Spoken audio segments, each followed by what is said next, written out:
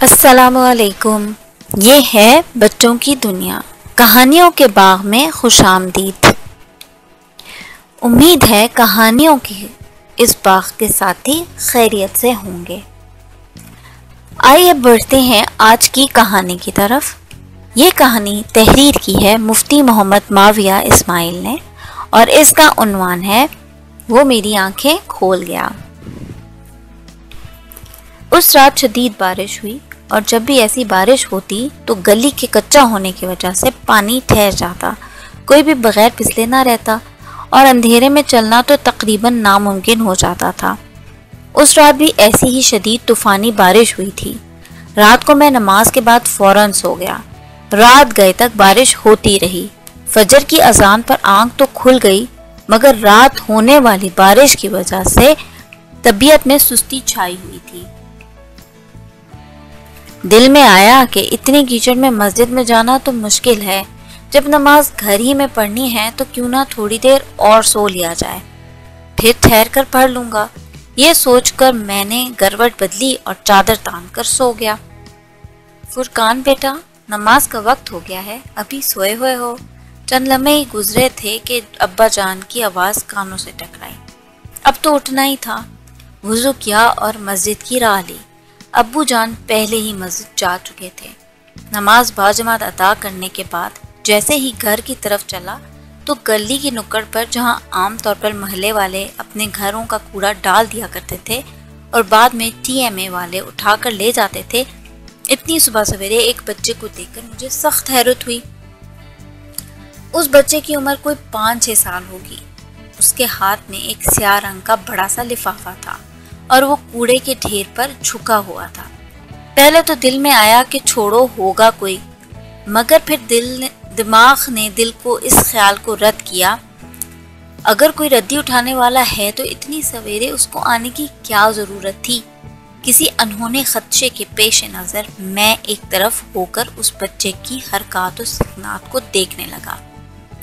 تھوڑی دیر کے بعد جب وہ بچہ اٹھا اور اس کا منہ میری طرف ہوا تو میری آنکھیں حیرت سے پھٹنے کے قریب ہو گئیں۔ مجھے اپنی آنکھوں پر یقین نہ آیا۔ میں نے جلدی سے آنکھوں کو مسلا کہ کہیں میں کوئی خواب تو نہیں دیکھ رہا، مگر یہ تو بالکل حقیقت تھی، ناقابل یقین حقیقت۔ اس بچے کو میں اچھی طرح پہچانتا تھا۔ یہ ہمارے پچھلے محلے میں رہنے والے شوکت صاحب کا بیٹا تھا۔ وہ اچھے کھاتے پیتے گھرانے سے تعلق رکھتے تھے۔ مال کی فراوانی کے باوجود وہ کافی سلجھے ہوئے انسان تھے، مگر ان کے بیٹے کو اس حال میں دیکھ کے میں حیران و پریشان ہوئے بغیر نہ رہ سکا۔ پہلے تو دل میں آیا کہ اس سے جا کر پوچھ لوں کہ یہ یہاں کیا کر رہا ہے، مگر پھر اس ارادے کو عملی جامہ پہنانے کی بجائے میں نے یہ فیصلہ کر لیا کہ دیکھتے ہیں کہ وہ کرتا کیا ہے۔ تھوڑی دیر تو وہ وہاں جھکا رہا، پھر سیدھا کھڑا ہوا اور لفافہ اٹھائے ہمارے گھر کی طرف آنے لگا۔ میں ایک اوٹ میں ہو گیا، اتنے میں وہ لفافہ اٹھائے ہمارے گھر سے آگے گزر گیا۔ اس کے گزرتے ہی میں نے کچھ فاصلہ رکھ کر اس کا پیچھا کرنا شروع کر دیا۔ اس کی چال میں تیزی تو تھی، مگر ایسا لگتا تھا کہ لفافہ کافی وزنی ہے، جس کے اٹھانے میں اسے کافی دقت ہو رہی ہے۔ میں چپکے اس کے پیچھے چلتا رہا۔ تھوڑی دور جا کر گلی کا موڑ تھا اور میں بڑی احتیاط سے چل رہا تھا۔ ایک تو گلی پانی سے بھری ہوئی تھی اور دوسرا میری یہ کوشش تھی کہ اس بچے کو پتہ نہ چلے کہ اس کا پیچھا کیا جا رہا ہے۔ میری لاکھ احتیاط کے باوجود بھی گلی کا موڑ مڑتے ہی میرا پیر اچانک ایک کھڈے میں جا پڑا اور چھپاک کی آواز سے میرا پیر اس کھڈے میں اترتا چلا گیا۔ کھڈا لگتا تھا کافی گہرا تھا۔ برا تو یہ ہوا کہ وہ بچہ بھی اچانک اس آواز پر چونک کر مڑا اور مجھے دیکھ کر اس نے اپنے قدم اور تیز کر دیے۔ رک جاؤ، میری تیز آواز گونجی تو اس کے پیر وہیں رک گئے، گویا زمین نے اس کے پیروں کو جکڑ لیا تھا۔ میں نے بڑی مشکل سے اپنے آپ کو اس کھڈے سے نکالا اور اس کے قریب جا کر سخت آواز میں پوچھا کہ کہاں جا رہے ہو اور اس لفافے میں کیا ہے؟ لفافے کا نام سنتے ہی اس نے لفافے کا منہ مضبوطی سے پکڑ لیا، گویا وہ لفافہ مجھے نہیں دکھانا چاہتا تھا اور اس کی یہ حرکت مجھ سے چھپی نہ رہ سکی۔ लिफाफा मुझे दो। मेरे कहने पर इस बार तो उसने लिफाफा दूसरे हाथ में कर लिया, मगर जब उसने देखा कि मैं टलने वाला नहीं हूँ तो उसने लिफाफा मेरी जानिब बढ़ा दिया। मैंने उससे लिफाफे को झपटा और जब उसको खोला तो मेरा गुस्सा दो चंद हो गया।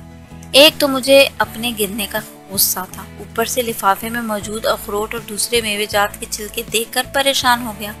गोया वो बच्चा इन छिलकों समेत मेरा मुंह चढ़ा रहा था।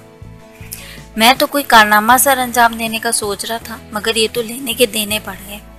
मैंने अपनी खिफ़्फ़त को छुपाने के लिए गुस्से पर काबू पाते हुए उससे पूछा, ये तुम कहाँ लेकर जा रहे थे?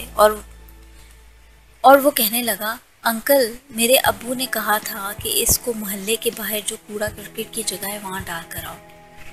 मगर तुम इसको अपने मोहल्ले वाले कूड़ेदान में भी तो डाल सकते थे, टीएमए वाले उठा लेते हैं। तुम्हें इतनी सुबह सवेरे वहाँ जाने की क्या ज़रूरत थी, और वो भी इतने कीचड़ में? अंकल दरअसल बात यह है कि रात को वो हमारे लिए अखरोट और चलगोज़े लाए थे। इनको खाने के बाद अबू ने मुझे कहा कि इन छिलकों को बाहर ना फेंकना, बल्कि किसी लिफाफे में डालकर सुबह सवेरे नमाज के फौरन बाद मोहल्ले से बाहर वाले कूड़े के ढेर पर डाल आना, क्योंकि ये मेवे काफ़ी महंगे हैं, हर एक के बस में नहीं कि इनको खरीद सके। अब अगर इनके छिलके इधर गली में ही फेंक दिए तो किसी की दिल आवाज़ारी हो सकती है। देखने वाले के दिल में ये बात आ सकती है कि काश हमारे पास भी इतने पैसे होते तो हम भी ये मेवे खाते, या कोई बच्चा देखेगा तो वो अपने माँ बाप को जाकर तंग करेगा कि हमें भी लेकर दो। हो सकता है उस बच्चे के माँ बाप के पास इतनी ताकत ना हो तो उससे उनका दिल दुखेगा। ये दिल आज़ारी है और अल्लाह ताला के रसूल सल्लल्लाहु अलैहि वसल्लम ने किसी की दिल आज़ारी करने से सख्ती से मना फरमाया है। वो बोलता जा रहा था और मैं हैरत का बुत बना उसकी बातों को सुन रहा था। मुझे मुकम्मल तवज्जो से सुनता पाकर उसको मज़ीद कहने की जुर्रत हुई तो वो कहने लगा, अंकल रास्ते में एक जगह और मुझे छिलके मिले थे, वो भी मैंने इस लिफाफे में डाल दिए हैं ताकि उन पर भी किसी की नज़र ना पड़े, इनकी वजह से भी कोई दुखी ना हो। अंकल जब हम किसी को दुख नहीं देंगे तो अल्लाह ताला और हमारे नबी सल्लल्लाहु अलैहि वसल्लम हमसे खुश हो जाएंगे ना?